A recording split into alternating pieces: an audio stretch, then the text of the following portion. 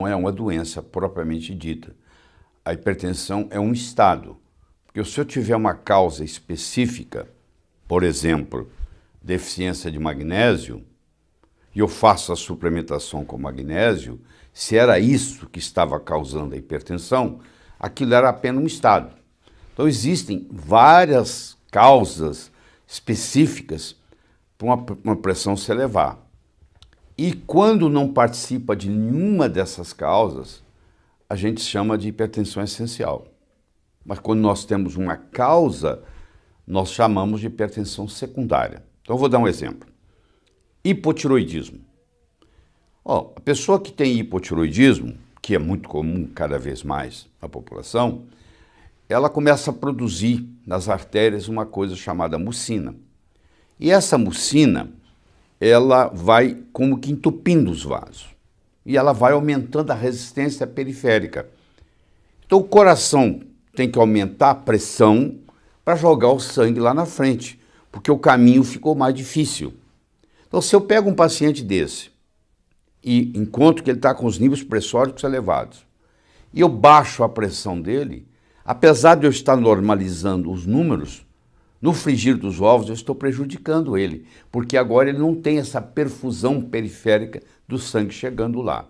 Nesse caso, se eu trato o hipotiroidismo, era apenas um estado, a hipertensão vai embora. Isso pode acontecer com resistência insulínica, é o paciente diabético, que tem muita insulina, primeiro começa com muita insulina, a insulina retém sódio, o sódio retém água e sódio aumentado aumenta o volume de sangue aumenta, multiplicado pela resistência, vai aumentar o débito cardíaco, vai aumentar a pressão. É outro caso.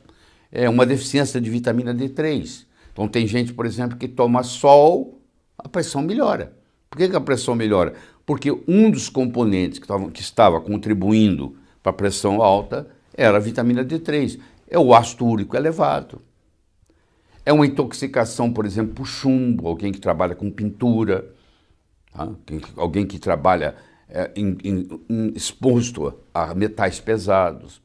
É uma pessoa que tem uma infecção dentária, que está lá aparentemente assintomática, mas que está liberando toxinas o tempo todo, isso também contribui. Então, esses tipos de hipertensão, que às vezes no consultório a gente não dá muita bola, elas constituem um certo percentual da população dos pacientes hipertensos. Esses têm uma hipertensão secundária que devem ser tratados. Se não for retirada a causa, esse paciente agora vai tomar remédio a vida inteira e a causa está lá para ser tratada. Porque a pressão, na hora que você coloca uma pressão num sistema, um dos riscos é esse sistema se romper. Então, por exemplo, se eu tenho muita pressão nos vasos do cérebro, esses vasos do cérebro se acomodam até um certo ponto e tem um limite, tudo tem um limite. E se passar desse limite, ele pode romper e pode ter uma hemorragia, pode vazar sangue no cérebro. E no momento que vaza sangue no cérebro, como o cérebro está dentro do crânio, que é uma cavidade fechada, a pressão intracranial aumenta mais ainda, e isso pode causar lesão até irreversível.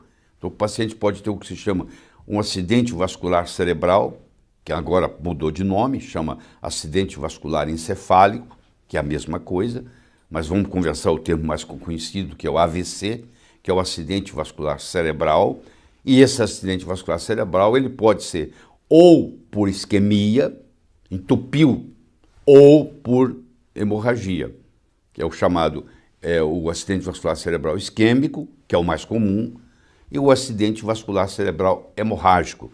E a hipertensão a longo prazo contribui para os dois.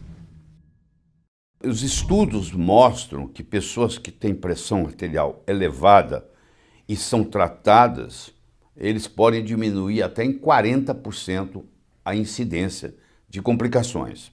Isso é interessante saber. Mas eu também tenho que tomar cuidado, porque às vezes eu estou tão preocupado com o número que eu esqueço as consequências. Eu dependo muito do remédio que eu esteja usando.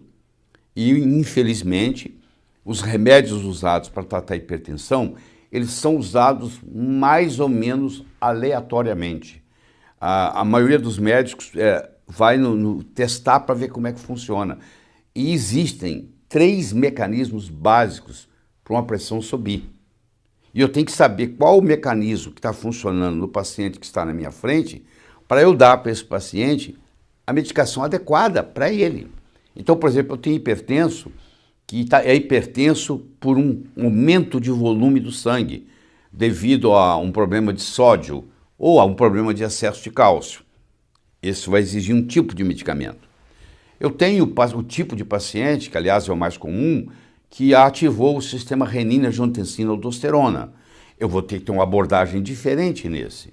E eu tenho um tipo de hipertensão que é menos comum do que a renina-angiotensina-aldosterona e menos comum do que a sódio-cálcio-volume, mas ela existe, 15% dos hipertensos estão nessa categoria, que é a chamada hipertensão neurogênica, que é a hipertensão emocional, que a pessoa tem uma notícia e fica com a pressão alta. E se classifica como uma estimulação do sistema simpático.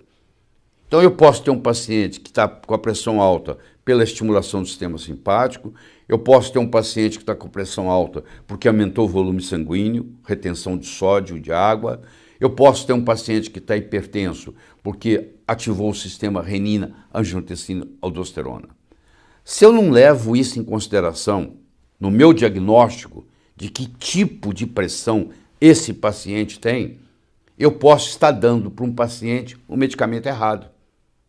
Então, por exemplo, eu vou dar um diurético para uma pessoa que tem renina-angiotensina-aldosterona. O diurético vai estimular a renina. Então, na realidade, eu estou até piorando o quadro. Então, não existe um remédio que vai funcionar em todas as pressões altas. Eu tenho que primeiro caracterizar o tipo que é, para depois eu fazer a aplicação. Então, isso é muito importante. Por isso que, na prática, você vai ver que, infelizmente, nem todo paciente com pressão alta está sendo tratado, porque a hipertensão é uma doença silenciosa, e, infelizmente, aqueles que estão sendo tratados, pelo menos nos Estados Unidos, no Brasil pode ser até pior, 35% a pressão não está controlada adequadamente. Então, apesar de estar recebendo os remédios, na realidade não está funcionando, porque a pressão ainda não foi normalizada de acordo com os critérios. Eu oriento esse paciente a conversar com o médico que está cuidando e levantar a hipótese de talvez essa hipertensão seja secundária a um hipotiroidismo, a uma deficiência de magnésio, a uma deficiência de vitamina D3, a uma elevação do ácido úrico, a um metal tóxico que está incomodando, a uma infecção dentária, porque se não está conseguindo controlar, ou até mesmo pode ser que o remédio está inadequado. O paciente tem um tipo de hipertensão e o remédio que está sendo usado é para outro tipo de hipertensão. Então, por isso que é importante nós classificarmos a hipertensão quanto ao mecanismo de ação em 3 tipos. A volume dependente, a renina-angiotensina-aldosterona dependente e ao sistema nervoso simpático dependente. Esse é um trio. E cada um desses vai ter um remédio de preferência.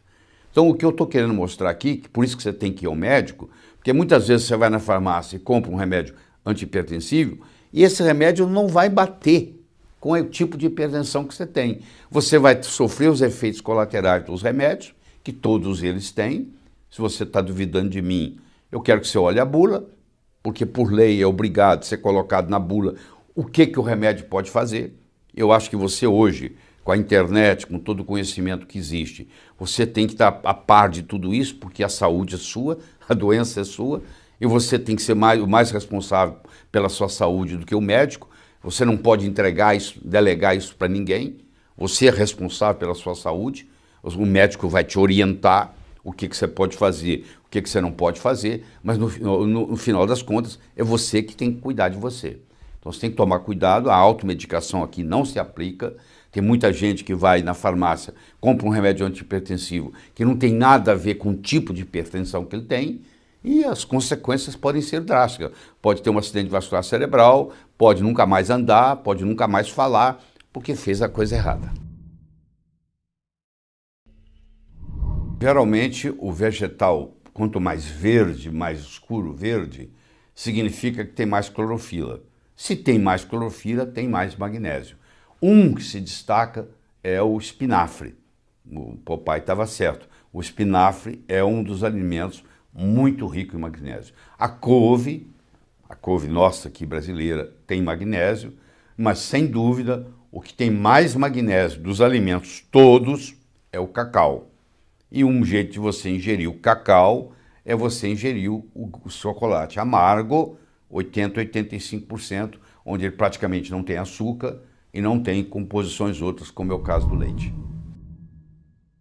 Por exemplo, se você pudesse ingerir água do mar, que hoje existe um processo para isso, claro que você tem que tomar cuidado onde você tira essa água, e não é tomar água pura do mar, é 1:4, você tem que pegar 1 do mar e 3 da água doce e fazer um composto. Existem lugares no mundo, por exemplo, na Costa Rica, onde o tratamento desse tipo é usado até no próprio SUS de lá, né? Isso é usado no serviço médico, fazer isso. Então, se você procurar na literatura, você vai ver que existe muito estudo utilizando a água do mar por causa da composição dela, que é nós, lá atrás, filogeneticamente, saímos do mar, saímos para a Terra. Quer dizer, não saímos desse jeito, vai o processo evolutivo.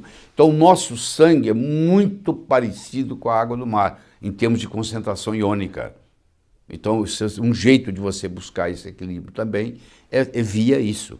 Claro que você tem que trazer a água, tem que ferver, tem que fazer tudo isso para poder usá-la. E também você não usa ela do jeito que ela está. Você tem que diluir 1:4, mas ela vai ser rica em magnésio. O peixe que você come, que vem do mar, ele tem 3 vezes mais magnésio do que o peixe de água doce. Aliás, o peixe de água doce no Brasil, você tem que tomar muito cuidado, porque muitos rios, eu não vou dizer que todos, mas a grande maioria, está contaminado. Então, em geral, o peixe de água doce está contaminado e tem pouco magnésio. Enquanto que o peixe da água salgada está muito menos contaminado, porque o oceano é muito grande, há uma diluição do processo e é muito rico em magnésio. Então, chega a ser 3, 4 vezes mais magnésio por 100 gramas no peixe do mar do que no peixe da água doce. O cloreto de sódio, que é o sal que você tem na mesa, é altamente prejudicial. E 30% dos pacientes hipertensos são sensíveis a esse cloreto de sódio. O sal integral já é uma história diferente. Você vai ter casos onde o paciente é hipertenso, fazendo uso de cloreto de sódio de mesa, sal de mesa, e quando a gente passa ele para o sal integral, eu nem vou falar não para dizer que eu estou fazendo alguma propaganda aqui, passar para o sal integral, que tem os 84 minerais, às vezes a pressão até baixa, até reduz. Porque, por exemplo, no sal integral você vai ter potássio, no sal integral você vai ter magnésio, que aliás tinha. Só que no processo de refinamento do sal, isso foi eliminado e os solventes usados para tirar esses outros minerais têm resíduos ali que são prejudiciais. Existem inúmeros modos de você fazer uso de magnésio, a suplementação de magnésio. Você pode fazer na forma de sal, que é o cloreto de magnésio, o sulfato de magnésio e assim por diante. Você pode fazer na forma do quelado. O que é o quelado ou quelato? Os dois nomes estão certos. É o magnésio que está ligado a um aminoácido. Por exemplo, você pega o aminoácido glicina, você liga o magnésio ou glicina, essa agora facilita a absorção e facilita levar lá para dentro da célula. Hoje tem tantas variedades de magnésio que você pode escolher. Por exemplo, você quer dar magnésio mais o foco é mais o coração. Você vai dar um magnésio chamado magnésio de malato. Você quer dar o magnésio, mas o foco é mais o cérebro. Você vai dar o magnésio trionato. Então hoje você pode escolher que tipo de magnésio. Claro que um cloreto de magnésio é muito mais barato do que um magnésio glicina ou que um magnésio trionato. Então vai depender muito das condições financeiras da pessoa que vai tomar. Mas eu digo para você, mesmo que você tome o mais barato, que você converse com o seu médico, e tome o cloreto de magnésio, vai ter benefícios. Eu conheço gente que toma cloreto de magnésio há 20, 30 anos. Eles vão na farmácia, compram o cloreto de magnésio na forma de sachê, colocam... Tem todo um processo. Conversa com o seu médico